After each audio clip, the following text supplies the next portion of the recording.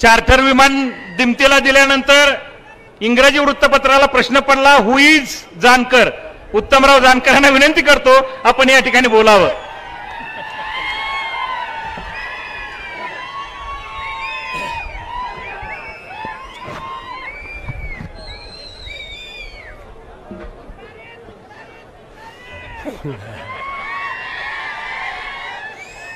अखंड महाराष्ट्राचं गोरगरिबांचा सावळा विठ्ठल आणि या राज्याचं कणखर नेतृत्व आदरणीय शरदचंद्रजी पवार साहेब, आपल्या जिल्ह्याचे नेते आणि विकासप्रिय नेतृत्व अजात शत्रू माननीय विजयदादा, या जिल्ह्याचे ज्येष्ठ नेते माननीय काकासाहेबजी साठे, एक तरुण तडफदार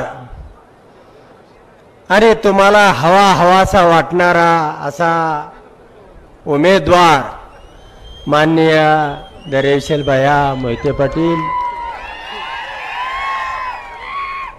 या ठिकाणी उपस्थित असलेले ज्यांनी या कार्यक्रमाचं आयोजन केलं ती बरीचशी ज्येष्ठ मंडळी या ठिकाणी आहेत. त्यामध्ये शिवाजी नाना असतील, कोकाटे साहेब असतील, घाटणेकर असतील, शिवाय महिलामधून ज्यांनी भाषण केलं त्या मिनलताई असतील, सुरवेताई असतील, अनेक ज्येष्ठ नेते जिल्हाध्यक्ष आहेत, अनेक मंडळी आहेत.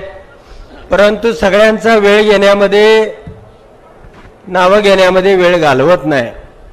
तुम्हाला काही ना काहीतरी मला ब्रेकिंग द्यायची आहे आणि त्यामुळं मित्रांनो, या पुरोगामी माड्याला गेल्या निवडणुकीमध्ये माझ्यामुळं डाग लागलेला होता. या माड्याचा पराभव झाला होता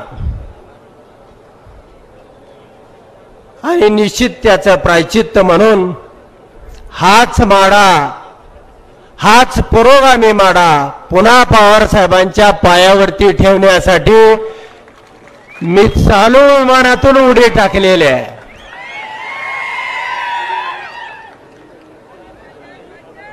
मित्रांनो, निश्चितपणानं ती गेल्या वेळेला झालेली चूक, आम्ही असो मोहिते पाटील असो, ही निश्चितपणानं भावनेच्या भरामध्ये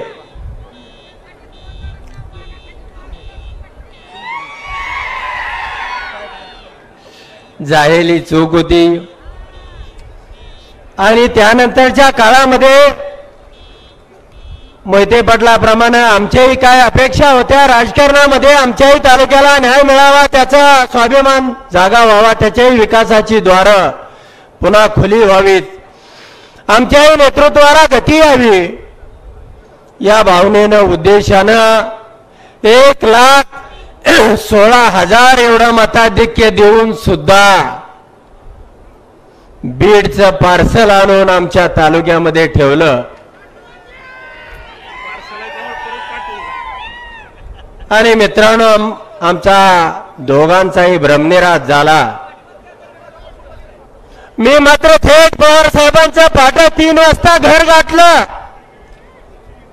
साहेब, विश्वासघात झालेला आणि मला तुम्हाला तिकीट द्यावं लागतंय. मित्रांनो, पुन्हा गाडी घसरली. थोड्याफार मतांनी माझा पुन्हा पराभव झाला. परंतु मी लढणारा कार्यकर्ता आहे. मी काय निवडणुकीपुरतं काम करत नाही. 24 तास मी सामान्य माणसासाठी, जनतेसाठी धावून जाणारा, संघर्ष करणारा कार्यकर्ता आहे. कोरोनाचा काळ होता. तुम्हाला 1-2 मिनिटांमध्ये उदाहरण सांगतो. माणूस घरामधून बाहेर निघत नव्हता आणि मी साहेबांना सांगितलं की गोरगरीब जनता घरामध्ये तडफडते, त्याला खायला डाळ नाही, भात नाही, त्याच्या घरामध्ये धान्य नाही. आणि अशा परिस्थितीमध्ये साहेब मी धान्य बँक चालू करतोय एवढा शब्द साहेबांच्या कानामध्ये पडल्यानंतर साहेबांनी दुसऱ्या दिवशी सांगितलं मी उद्याच येतो, त्या धान्य बँकेचं आपण उद्घाटन करूया. आणि मित्रांनो, सुप्रियाताईंच्या कानावरती ही गोष्ट गेली. महाभयानक तो कोरोनाचा काळ होता. साहेबांना तुम्हीच फोन करून सांगा, ते कुणाचंही ऐकत नाहीत. त्यांचं वय आता या कोरोना सोसण्यासारखं नाही. परंतु पवार साहेब थांबले नाहीत. मित्रांनो, त्याने थेट वेळापूर गाठलं आणि त्या धान्य बँकेचं उद्घाटन केलं. पुन्हा 15 दिवसानंतर मी दुसऱ्या एका कामाला चर्चा करण्यासाठी गेलो होतो आणि साहेब मला म्हणले 26 तारखेला तुम्ही दिल्लीमध्ये या, आपल्याला थोडी चर्चा करायची आहे. साहेबांना मी सांगितलं 26 तारखेला माझ्या मुलाचं साहेब लग्न आहे.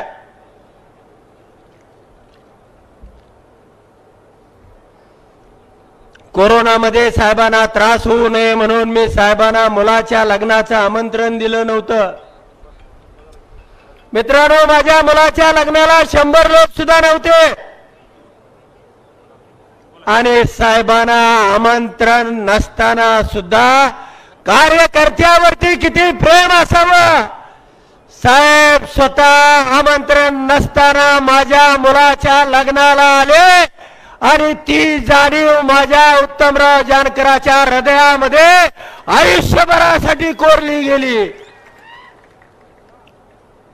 मित्रांनो, माझ्या घरामध्ये एक साहेबांचा मोठा असा फोटो आहे आणि त्यावरती लिहिलेला आहे आधारवड. गेल्या महिन्यापूर्वी मी सोलापूरमधून लोकसभेची उमेदवारी मागत होतो आणि माझी उमेदवारी कापली गेली. माझी उमेदवारी कापली गेल्यानंतर 2 काळूबाळू आले आणि म्हणले तुमच्या घरातला साहेबांचा फोटो काढला नाही, त्यामुळे तुमची उमेदवारी कापली गेली. मित्रांनो, माझ्या घरातला फोटो काढता येईल, पण ह्या लाखो लोकांच्या हृदयामध्ये जे पवार साहेबांचं स्थान आहे, अख्खा महाराष्ट्रात पवार साहेबांच्या आधारानं लढायला उभा आहे. सगळं जग एका बाजूला आहे. घर सुद्धा फोडलेलं आहे, घरभेदी तयार केलेले आहेत. मी काल परवा संध्याकाळी मला वेळ मिळाला, त्यावेळेला मी ती सर्वे बघत होतो. अजित पवार पक्षाला 5 पैकी 0-0 ती सर्वे तुम्ही पाहिला असेल. ABP, TV9, ND सर्वे करतात ना. याने म्हणजे पाठीमागे एकदा मी एक मोबाईल घ्यायला गेलेलो होतो. जसं देवेंद्र फडणवीसनी एकनाथ शिंदे आणि अजितदादांना घेतलं, ते मला उदाहरण आठवलं. 25 वर्षापूर्वी मी एक 300 रुपयाला चायनाचा मोबाईल घेतला आणि त्या मोबाईल दुकानदाराला मी विचारलं याची गॅरंटी काय, तर त्यांनी सांगितलं कि रात चांद तक नहीं लेकिन रात तक ये चलेगा. ये चायना का माल है. मित्रांनो, नेतृत्व हे नेतृत्वच असतं.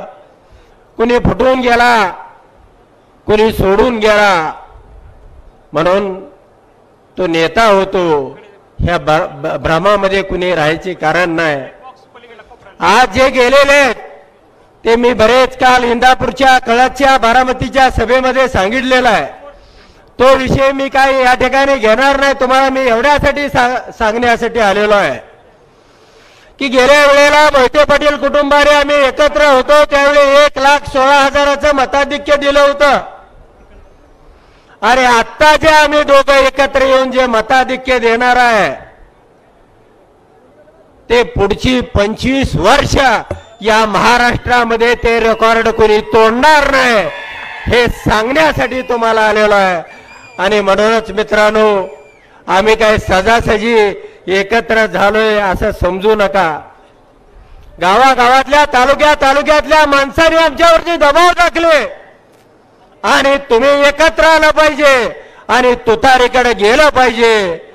ही सर्वसामान्य माणसाच्या मनातली भूमिका ओळखून मी विमानातून उडी टाकली आणि रिक्षा धरून पवार साहेबांच्या घरी गेलो आणि साहेबांना सांगितलं की धैर्यशील मोहिते पाटलाला उमेदवारी द्या.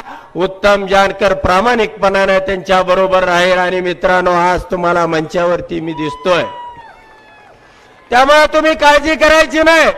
तुमच्या तालुक्यातली बरीच नेते मंडळी पवार साहेबांच्या खिडकीमधून डोकावायला लागलेले आहेत. पण पवार साहेब हे पवार साहेब आहेत.